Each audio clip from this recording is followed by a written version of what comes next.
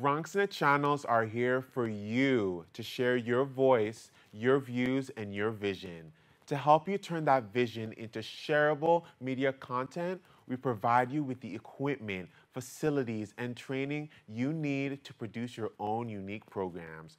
From our portable location cameras and editing suites to our state-of-the-art studios, it's all within your reach. And now we bring you our pop-up studio, an express studio that allows you to put your best hosting and producing skills to work on an easy-to-learn TV set. Recently, we took the BronxNet Pop Up Studio on the road to the delectable Bronx Night Market at Fordham Plaza. We gave Bronxites like you the opportunity to become instant hosts.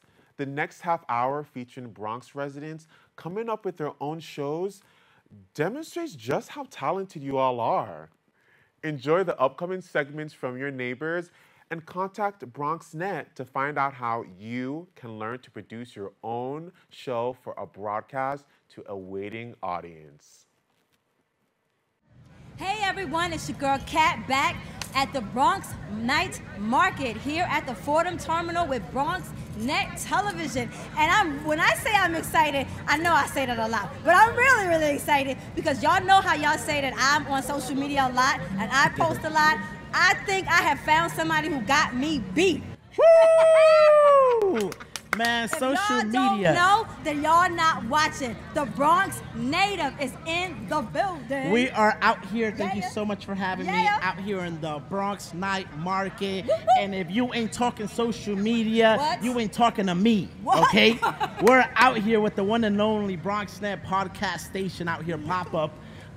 Fordham Plaza, thank you for having me. Thank you. Well, I had to have you because the one thing I love is that even when you don't know each other, cross-promotion is still important. Of course, of course. And even if you're not cross-promoting, what you can do is let someone know that they're doing a good job. And when I see businesses that take control of the marketing, the merchandise, the location, the editing, the coming out to festivals, the face of, then I gotta give a heads, a big up and a props to. And I gotta be like, you gotta meet me and you gotta come and talk to me because we have to know each other now. Of course. So tell us about real quick, well not real quick, but tell us briefly about your experience for those, because I know it's not many, but for those that don't know what the Bronx Native is, let them know what it is. Yes, Bronx Native. I just wanna start this little summary by saying the Bronx is the most beautiful place on earth. BX all the way. I'm from Brooklyn. You know, Brooklyn got all the shine, Manhattan, Harlem, all that good stuff. But the Bronx gets underrated it is. for too long, for too much. And we saw this as a problem, right? Okay.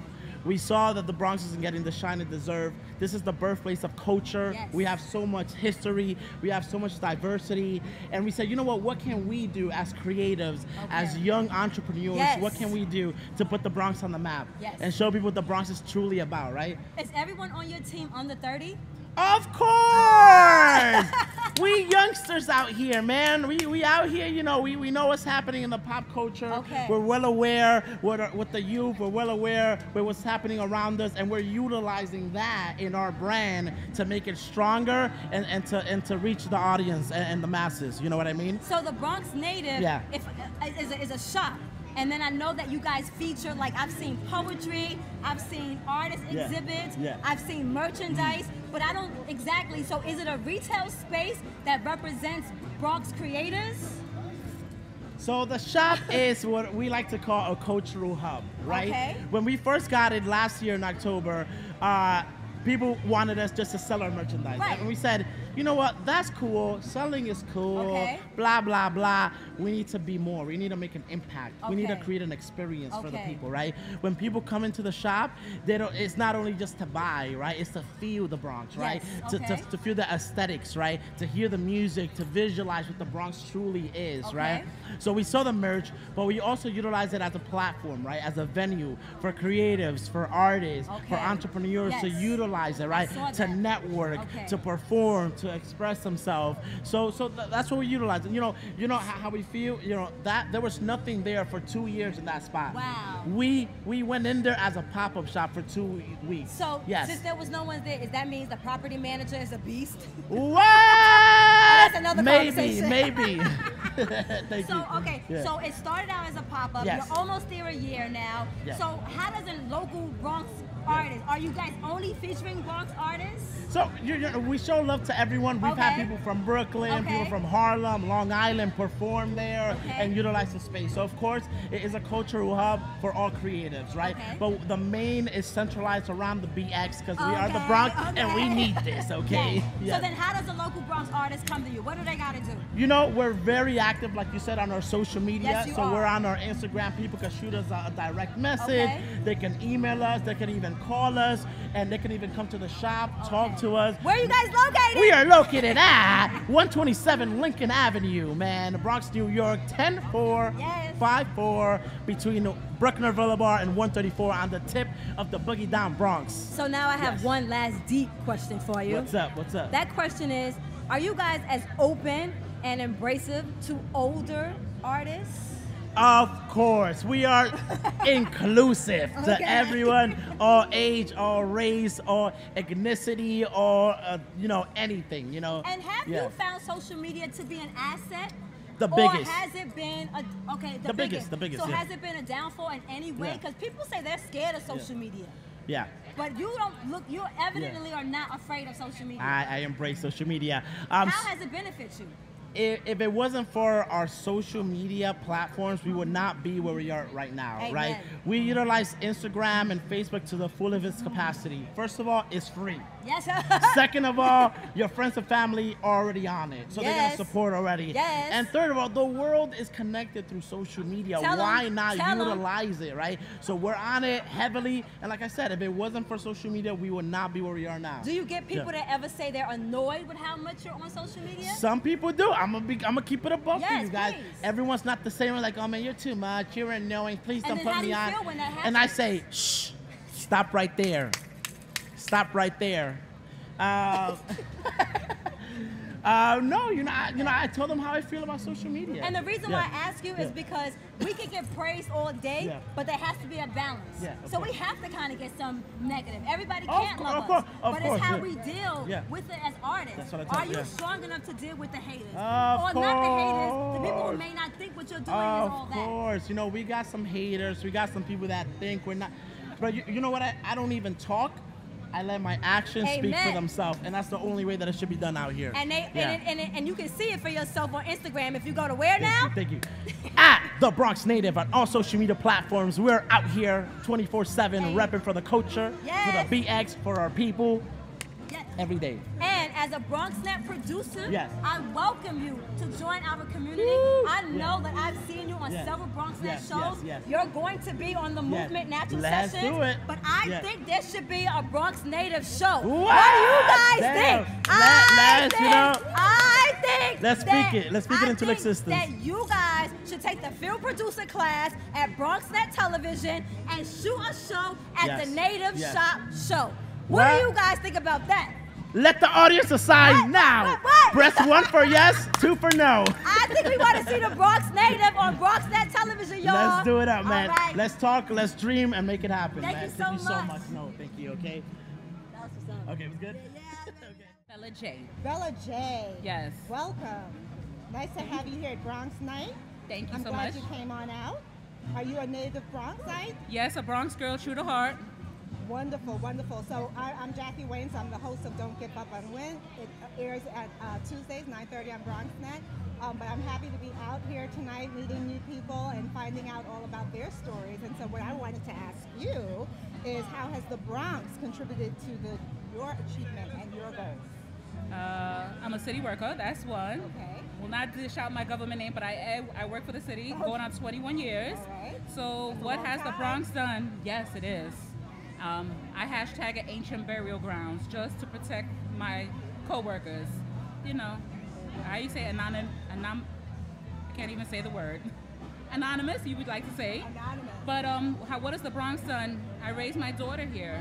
And what can I say? I'm a firm believer, and my brand motto is if I can do it, so can you. So makeup on my channel, sewing. I just completed the 30-day sewing challenge for my birthday in April. And I teach others that it's never too late to learn something new. If I learned on YouTube, anyone can do it. No, you're talking about your channel. Yes, my channel. Yes, I'm What's a Bronx. your YouTube channel? Bella J-A-E, 2 words. And if you can't find it, just put up mood time, which means my own opinion. I have an opinion about everything. And I talk about topics because I'm a Bronx girl raised in Hunts Point and in Soundview. I get it. Hispanic. We don't talk about things, so I break that barrier. Break down the wall. I break it down. I love that. I love that. It's very important because sometimes people see you who you are today, your face is together, you're put together, but they don't know the struggle or the journey that it takes to get you to this moment. Well, it's a lot of like the Me Too movement. I grew up at a time where everything was hush-hush, and they didn't believe you. Family would not believe you, and it's still happening right now, that young girls and boys are going through some issues and the family is not believing in them. And I'm a firm believer you have to speak up. And there is help out there if you ask for it. But with my channel, I engage the audience. That's one of my subscribers right here with me. Another one is just leaving, and she followed me with my quilting challenge. So I show people how to sew. Well, you know, quilting is something that relaxes, therapeutic, and calms. It is therapeutic. I remember when my son started kindergarten, he had a problem with dexterity. And so his kindergarten teacher thought that crocheting would be very helpful. So he did start doing needlepoint work, but then around 6, his father was like, that's enough, he's going to karate. It's funny you say that. Yeah. Did I say it? Well, I forgot to mention, I'm a Soundview stitcher. So in Soundview, we have a free knitting circle every Saturday at 10:30 at the public library near Holy Cross. And we've been there, this is our 13th year. So it's free to ages 8 and older. And Sharon V, the Bronx knitter, she teaches the basics. I teach after the fact. You have to know everything, the knit, purl, you know, how to start, how to cast on and bind off. Then I help you interpret the patterns and we work at it together. That's great. And look at makeup, I learned everything. Look at the beauty of the Bronx. See, if we didn't stop to talk, to have this conversation, you would have known that this free resource is available to you right here in the Bronx. It's awesome. Yes. So I also love the fact that you're talking about raising your kids here in the Bronx. My daughter, she's going to be 25 this August. So I also have a 25-year-old. And you know, what's amazing to me is I grew up in Brooklyn. Don't boo me. I lived in Brooklyn for a little bit, twice, 3 different areas. Okay, 3 times.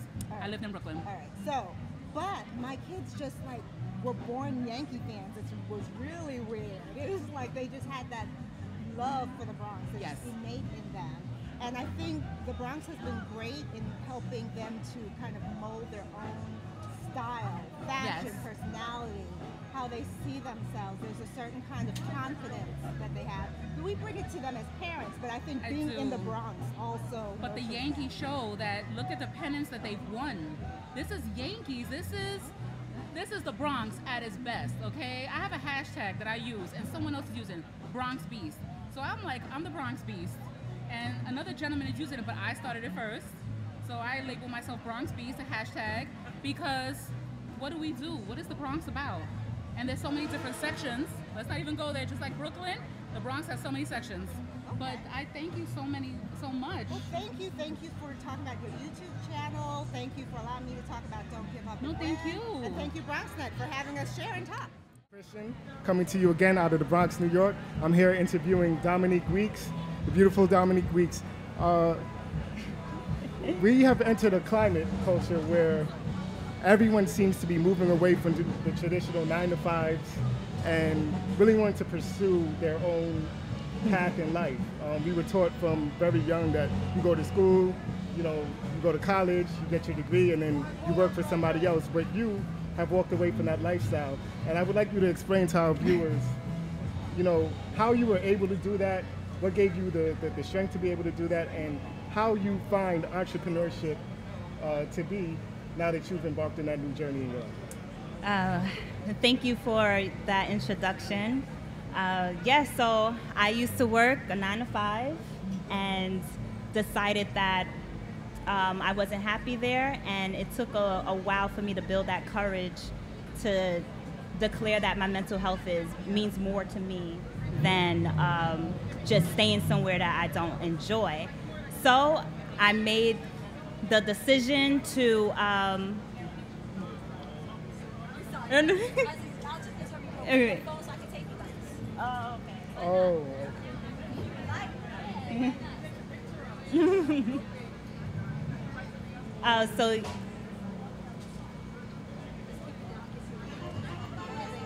So then I thought about it and I said something that I always continue to say to myself, and that's time is luxury.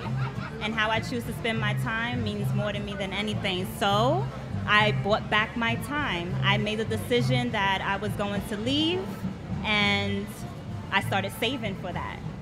Started saving for it, calculating how many months that I need. And I bought back my time, and I decided to just pursue my career in the wellness industry. Okay. Earlier you said that your mental health is important to you. Can you elaborate on that? What do you mean by your mental health? Was the 9 to 5 affecting your mental health, or are these issues that you had prior to being in the workforce? Mm-hmm. Okay. So yeah, I have suffered from depression and continuously still have like anxiety issues. But I realized that my mental health wasn't great when I started working at my former 9 to 5. So I knew it was a trigger, and knowing the signs and from experience from the past, I knew that this is not a place where I need to be, and I need to move on. I need to close this chapter bravely and move on to the next, and that's what I did. So it's interesting that you bring up mental health, and then you also said you're tapping into the wellness community. It seems that mental health is one of those topics that's rarely ever talked about within communities of color. And I personally think that's very important that someone so young is actually tapping into that and willing to spread awareness about it. Can you tell us a little bit more about what you do in that realm of work? Okay, so wellness is a topic that is considered taboo. A lot of people don't want to talk about mental health specifically. They think that it means that, oh, I'm weak if I have like this mental health disorder, and I want to just tap on the differences, because you can have mental illnesses and then you can have a poor mental health. So if, for example, if you're diagnosed with something that is your mental illness, and then with their mental health, everyone has mental health just like you have your physical health, and you just want to do things to make sure that you're healthy in all areas.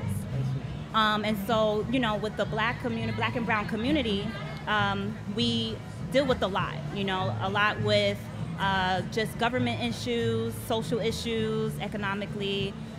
There's just a lot going on, and we take on a lot. And racism. And racism, yes. And we take on a lot, and sometimes those, you know, they just make the imbalances happen. And so for me to educate people, let them know that your mental health is important, and that's with physical, mental health, spiritual, emotionally, I take care of it all. All right, that's great. We have to wrap up, but it's been really great speaking with you. And thank you for having me. I hope people are paying attention. This is the face of our new generation, and she is spreading awareness about mental health, and I think we all can learn something from her. Thank you, Dominique. Thank you, AC. Hey, good evening, everybody. Welcome to New York City Bucket List. I am out here at Bronx Mini Market, and I'm just out here enjoying this nice, warm, balmy night here in Bronx, New York. And I have with me a wonderful gentleman who I just happened to pull him back here because he was walking by, and you know, I figured I wanted somebody to interview. I wanted to ask him, first of all, how are you enjoying this? I'm having a great time. This is wonderful, and it's actually in the Bronx, a place where I live. And it's wonderful to see so many wonderful people out here, and it's a beautiful day. Yes, it is. We finally have some beautiful weather. We've gotten away from the snow. It's Yes, summer, yes. Yes. Yes. But anyway, you know, since we're talking about the Bronx, I don't know if you've ever lived anywhere else or, you know, visited anywhere else, but how is it compared to living here when you compare it with living or visiting somewhere else? Well, I've only lived in the Bronx, I would say, but I've visited and traveled plenty of different countries, and the Bronx is one of the most unique places It's the most underrated places in the world, I would say. And it's such an eclectic place to live because it has so many different types of people. You could pretty much eat any type of food on any corner, and you can always eat or get whatever you need any time of the day. This is true. This is so great. They say, like, well, just in terms of New York City alone, you know, Correct. this is a 24-hour place. That sure is. You can get up, just like you said, in the middle of the night if you want to go out and experience, I don't know, an Indian restaurant at 3 o'clock in the morning. Oh, you're getting me hungry now. Oh. You can probably do that. Yes, yeah, you can. I plan on hitting some of this food back here. Good, you should actually. You know, so when we get out of here, I'm gonna try that. Okay. But yeah, you know, I've ironically mentioned visiting other places. Mm-hmm. I've been one or two places outside of the United States. I've been to my husband's country in the Bahamas. Oh, very nice. You know, I've been, you know, up in Canada. You know, but that's primarily it. Yeah. As far as visiting other places in the country, I've visited all but 26 states. Oh wow, 26. All but 26. All but 26. All but 26. Oh, okay. So Yeah. so we're almost there. So almost there. Almost there. But yeah, there's nothing like New York City. This Yeah. is, like what somebody stated earlier, a melting pot. I think one of the funniest things is when I go to other places and I visit and they say there's a sign outside of a restaurant or a store, New York's Pizza. I'm like, what is that, New York's Pizza? You know, I go to Florida and you want to have like a little taste of New York. It never tastes like authentic Bronx or wherever you live in New York pizza or anything else. You can't. You know? I mean, because you have the people that are from the culture there. You know, Exactly. You have Italians here. If you want Yeah. the Indian food, you have the Indian food. Exactly. Here. Dominican food, you have the Dominican food. Exactly. Here. You know, it's me. I'll walk down the street and I'll see a restaurant. Oh, I gotta go in there. Of I course. gotta try it. And it's a taste of New York everywhere you go. You could go to any city pretty much throughout this country and you'll find someone from New York or someone that's traveled and visited New York, which is great. It's ironic, you know, we always say New York, New York, New York. I was born and raised here. I know it does not sound like it. Mm-hmm. No. You sound. New York has no sound. No. It has no specific dialect. We all are native New Yorkers, regardless. Yeah. Yeah, born and raised here. Born and in raised. Manhattan. Manhattan. Okay, now. Okay, Manhattan. I haven't heard that. Yeah. I've been born and raised in the Bronx my whole life. Oh, wow. You know. Wow. Yeah, and it's one of those places where every time I think I'm gonna leave, they keep pulling me back. Seems like I feel you on that one. I can't seem to stay away. No matter Yeah. how far it is, I venture 3,000 miles away, I get pulled It right pulls you right back. And I visited tons of places that I love, special places that I hold near and dear to my heart. But New York is just, it's my home. Yes. Yep. Yes. Peace and love to all my brothers and sisters of color. This is your boy Slade on the ones and twos, bringing it to you raw here in the Bronx. Love the atmosphere, loving everything, loving all the people. But today, it's not all about me, it's about everybody, it's about the community. Please give a warm welcome to Lady Veronica. Lady Veronica. Hey, thank you, Slay. I appreciate that. It's a pleasure to be here with you. I'm enjoying being here with my peoples. All right. So thank you very much. I appreciate that. So Veronica, please tell me, you are a photographer. Yes, I'm a self-proclaimed photographer. No, but yeah, I'm a photographer. I was actually doing some photography today earlier. I went on a Latin music history tour in the South Bronx. Okay. And it talked a lot about the Puerto Rican history from mambo to hip hop and everything that the Bronx has created and that we don't get credit for. Shouts out to the Bronx all day, Bronx all day. And we have a great connection. We have a great connection with the African American community, Puerto Rican community, Mexican community. Hey man. Dominican community. I'm loving that. I'm loving the connections. I'm loving the network. Shout out to the Bronx native also here. But really quick, Veronica. What made you want to pursue your passion in photography? Initially, I didn't know that it was my passion. No one ever knows what their art form is until they really dive into something. Preach. But I knew that I had a certain amount of freedom when I carried my camera around. Okay. So that's how I knew that was my medium, because I felt a freedom, and there's many things to document, especially in the Bronx. We gotta document our people. Yes. It's our stories. Yes. We need to write our own books, our own textbooks. Talk to them. We can't allow other people to constantly be taking our history, what we created here in the Bronx. Yes. And creating a whole a version of what they think is our story. Yes. the only way the story can be told right is by people who actually experience it, who live in the Bronx. So shout out to everyone in the Bronx. Also, really quick shout out, R.I.P. Jr. Please, if you get the time, please, rest in peace. Please attend that memorial. It is growing. It is such a monument to where we've come, and also more importantly, what more we have to do. Yeah, definitely. You know, shouts out to everybody. Thank you so much. Oh my goodness, Miss Veronica, you have been lovely. No, thank you so much. I really appreciate it. I'm gonna see you. You're gonna be great on the radio. I'm gonna see you too. I'm looking forward to seeing your work. But we gotta step off. This is Slade, Miss Veronica. Thank you and good night. Hey, how are you? It's your host, Kendall Jackson. I'm here, and I have a guest, and we're gonna talk about his art, and he wants to share this with you. What's your name? My name is Jonathan Neal. Jonathan Neal. And what is your art you would like to share? I would like to share, well, where I'm wearing on my shirt is a piece of my artwork here. A lot of surreal, cartoony things going on here. Also, I'm a portrait artist. I can draw your face like in 3 to 4 minutes. I'm available for parties, weddings, any special events. You can check out my Instagram, Jonathan Neal, JOHNATHANNEAL7. Nice. Check out my Instagram.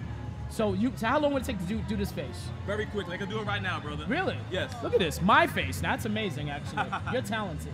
Let's do it. So now, how did you get into it?